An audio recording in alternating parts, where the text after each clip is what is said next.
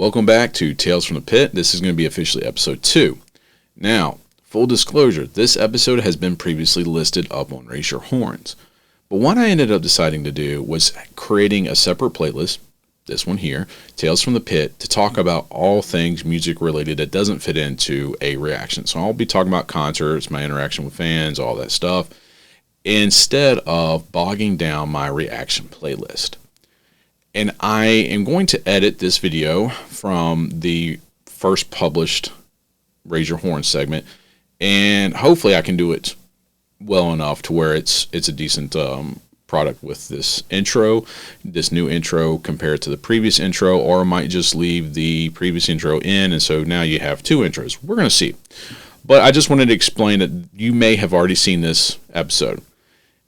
If you have, you can totally skip this, no problem, not a big deal. If you haven't, stick around, let me know what your thoughts are afterwards. But I just want to give you a brief explanation of why this is episode 2 and why you may have seen it twice.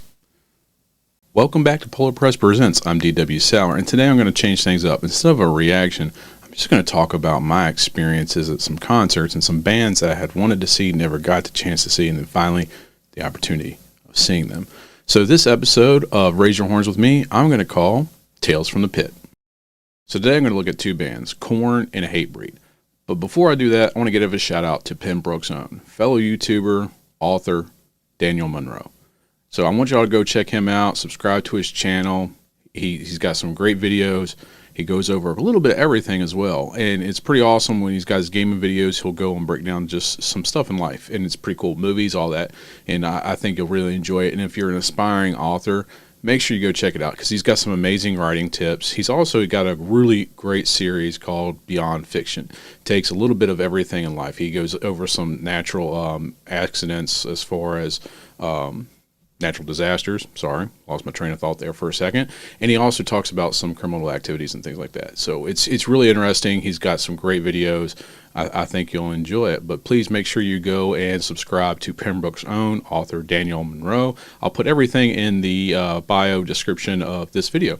I appreciate it. So first up is Korn. And Korn was a band that was surprisingly enough reached our area. I don't even remember how it all happened because, like I said, growing up where I did, you didn't have a lot of exposure, but I remember a lot of friends really just were immediately drawn to Korn. And the first that I can remember with Korn was with the Life is Peachy album. That's when I start remembering the shirts and everything, and I didn't listen to that at the time. And I'm looking here just at the discography in the years. I do remember in high school, though, I did start to listen to them, and Issues and Fall Leader are the 2 I'm actually most familiar with. I did listen to those a lot, and if I'm not mistaken, I believe the Issues album was a fan art design, which I thought was really cool at the time. I could be wrong. That's how I'm remembering it in my head, is why that one really stuck out with me. But anywho, I might be wrong. So Korn was one that, like, I'm not going to say like I hate them at all or dislike them by any means. I do like listening to Korn, but they're not like heavy on my rotation. They were a band during that time frame and even up until now that I had wanted to see, and so I can at least say that. I think if I had to pick a favorite album, it would probably be just a tie between Follow the Leaders and Issues because those are the 2 I'm most familiar with. Those are the 2 I listen to the most. So you know, it was something I just didn't have the opportunity to see Korn at any point up until I think maybe 2014, 15 or something like that. The first time I got to see them was in that year, couple years, whatever. Everything blends in together at this point. Even if I tried to script this out, I would probably be wrong on the dates. So my apologies. Went to a festival with my buddies. We kind of do this guys trip on a regular basis. So we went to a festival and they were there and I really wanted to see them. But because of who was playing first on the other side of the grounds, we didn't get to Korn in time. They had previously seen Korn. I have not. So we didn't rush to get over there, and we probably should have because we were pretty far back. And it was just a sea of people, absolutely sea of people. And as soon as they started, the crowd went crazy. I mean, it was just it was that concert experience you would be looking for. I mean, the energy level was just phenomenal. I mean, we were all packed in shoulder to shoulder. I think on average, it was like those festivals, over 100,000 people. And I would say that very few were not there. Like it just seemed like everybody was at that show. So it was amazing to have that experience just with that many people in that crowd. And then the downside quickly came with crowd surfers. You know, I know it's part of the experience, and I'm going to kind of show my age with some of the stuff, but like Korn was one I did want to see. And shortly, and I mean, it seemed maybe like less than 30 seconds, all of a sudden, here come the crowd surfers. And you couldn't hear anything besides the music, and the crowd was going nuts and everything. And so all of a sudden, we started getting pelted in the back of the heads, like people just kicking us from from crowd surfing and everything. So we quickly had to like adjust the way we were, because like at this point, nobody could give you like a heads up of who's coming or anything like that. So you had to really have your head on a swivel and just be on the lookout for crowd surfers.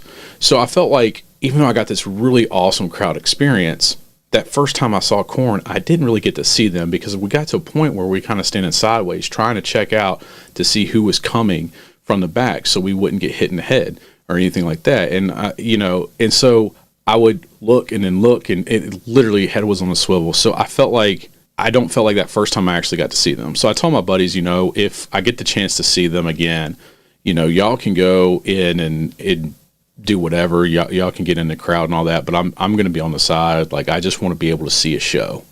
And, at this point, even then, which I'm thinking it's like going on about 10 years now, I just want to see these bands. Like, the point of me going to these festivals is seeing bands I never got a chance to see.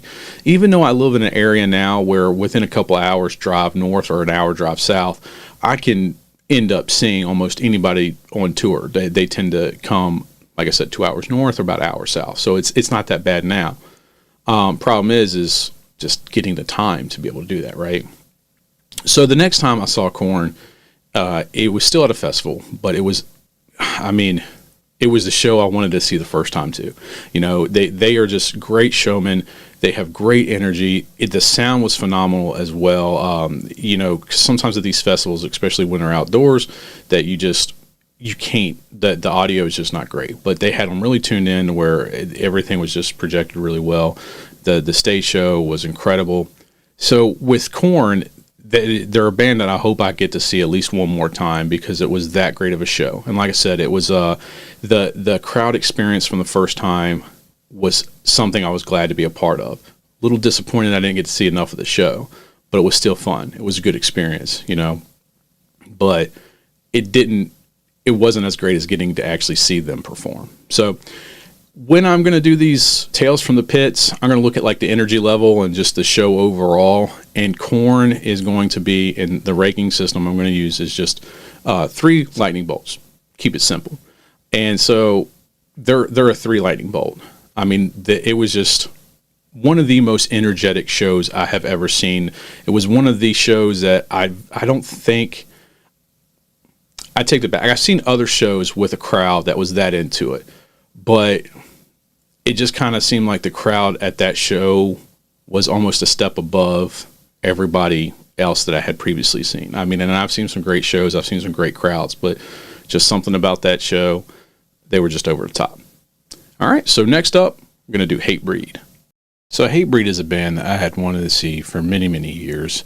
And I'm going to say that I got to see them 2.25 times. Maybe it's, you can't really call it 2.5 times. And I'm going to explain why I say 2.25. So the first time I got to see Hatebreed was at a festival. And whoever did the set list for the bands, or I should say the time list for the bands, in my opinion, did a terrible job. I mean, there were so many good bands, and bands that I'm sure a lot of people were torn on who to get to see. And for me, at this festival, the hardest decision was, do I go see Testament or do I go see Hatebreed? And I ultimately chose Testament, because this was the first opportunity I had ever gotten to see Testament. And I didn't know if I'd ever get to see them again. I've been fortunate enough to where I have got to see them again. but I didn't know. And granted, this was the first opportunity I have to see Hatebreed. I didn't know if I'd ever get to see them again either. But when it came down to the two, I had to choose Testament, because Testament has always been a regular ever since I first heard them on my playlist. Like they're always up there. And not to say that Hatebreed's not a regular, because they are. But it's just, this is one of our founding fathers, and I don't think Testament got enough credit throughout metal history. But that could just be me. That could just be my opinion. Whatever. So I went and saw Testament. But the good news about it was there was I think a 10 or 15 minute gap of when Testament started to compare to Hatebreed. Hatebreed came on just slightly later. So my buddy and I, we watched Testament. It was an amazing show. Loved it. Didn't disappoint by any means. But then we just booked it over to Hatebreed. Now, I remember Hatebreed was on the Jägermeister stage, and it was just a trailer that unfolded. It actually surprisingly had some really good sound. But, the area that it was at was just, to me, a really terrible location. So by the time that we got there with the crowd that they had and where the stage was set up and the lay of the land, we couldn't even see the band. They were completely hidden from view. The trailer was out of sight. You couldn't see the trailer at all. And when we got up, we finally got there, it was a cloud of dust. The pit was just so intense up there that all you can see was just a tornado of dirt just swirling around. The sound was phenomenal.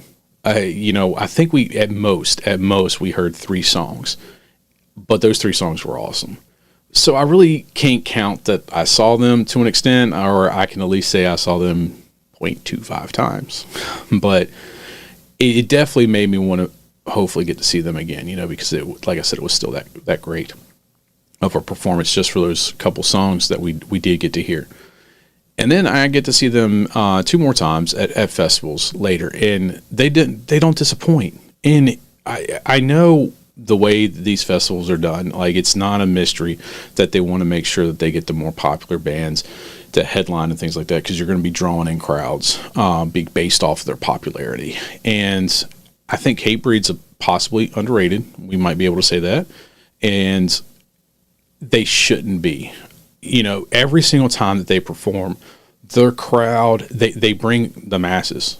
I mean, I remember the second time I saw them, I was about midways up in the crowd, and by the time the set finished, when I turned around, I couldn't believe how many people. I mean, it was just, again, it was a sea of people. I mean, it was just loads of people that had came out to see them perform.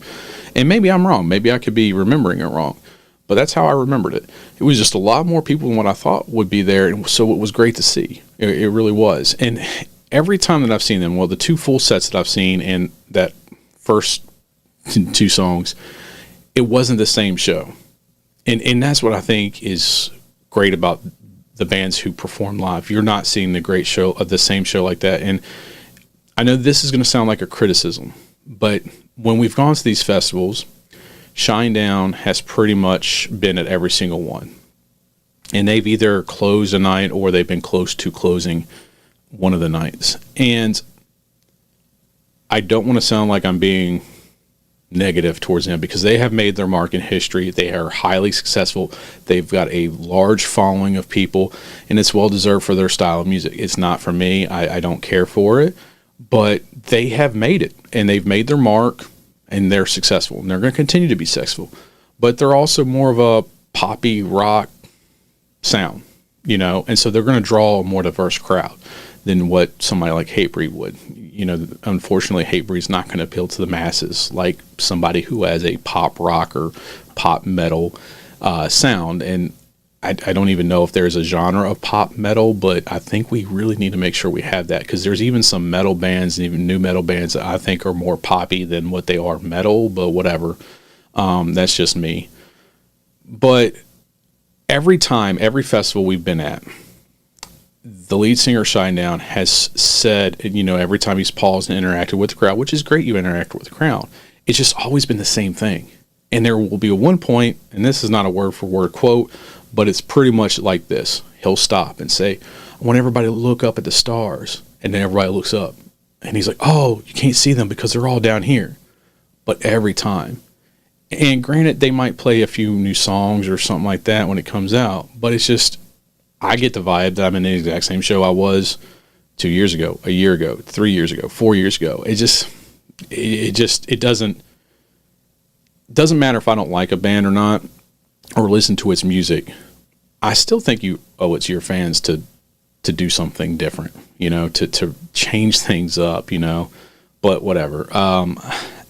The point of it is that Hatebreed was not the same.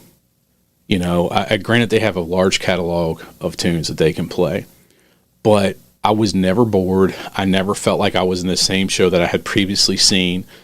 The energy that band brings is top notch. Jamie is one heck of a frontman, and I mean one heck of a frontman. The way he can get the crowd going, it's top tier, And I know I had previously done a short on Hatebreed in one of the concerts. It was called I Spy, because you can see Randy in the background taking pictures. And I had some awesome comments about how great of a band they are, how great of guys they are. And, that's pretty awesome, too, that people have got these experience about, like, knowing the band and, like, just a good bunch of guys and things like that. And, I mean, I know Jamie has podcasts and all that stuff and everything, too, so you get to see more of what he's like outside the band. But, that's also cool to hear, And, again, I'm going to go back. Shinedown might be some of the best guys in the world, and I don't mean any disrespect to them or mean to diss them or anything like that. It's just I have always felt like I'm in the exact same show with them. Didn't feel that way with Hatebreed.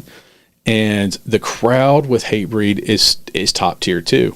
I mean, they're phenomenal. They always bring energy, and the pits are just crazy. They're outrageous with a Hatebreed show. And so to me, it's definitely a band that I'm going to go back and make sure that every festival lineup I can see them. I mean, as long as it doesn't interfere with somebody like Testament. And I do apologize, Hatebreed, but I hope you can understand it was Testament, and I needed to see them. So I got to say, I was impressed with Hatebreed every time.